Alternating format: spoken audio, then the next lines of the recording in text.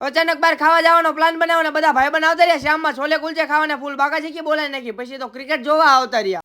તો કેમ છો બધા મિત્રો, મજામાં દેશો? આપણા નવા મિની વ્લોગમાં તમારું બધાનું સ્વાગત છે. 2 વાગે વ્લોગ શરૂ થાય, બારે જોયું તો બહુ તડકો હતો. હવે તો 12મું ધોરણ શરૂ થઈ ગયું એટલે લેસન પૂરું ન થાય, ખંભે ઠેલો નાખ્યો ને નીકળી ગયા લેસન કરો. હાર્દિકભાઈ ઘર પાસે આવ્યા બધા ભાઈ બન બેઠા હતા, મારે લખવાનું બાકી હતું એટલે સ્ટેટ એકાઉન્ટ ની ભાઈએ બુક લખવા બેહી ગયા.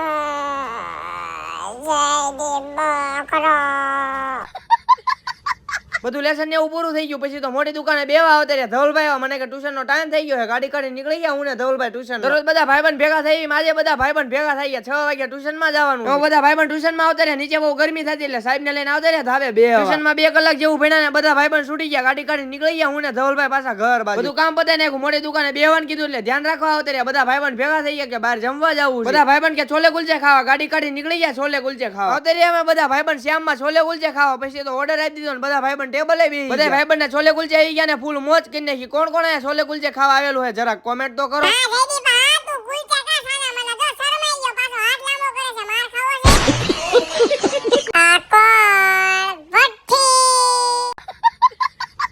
જમીન ઉભા છે ને ક્રિકેટ જોવા આવતા રહ્યા. તમે બધા ફોલો તો કરી નાખો.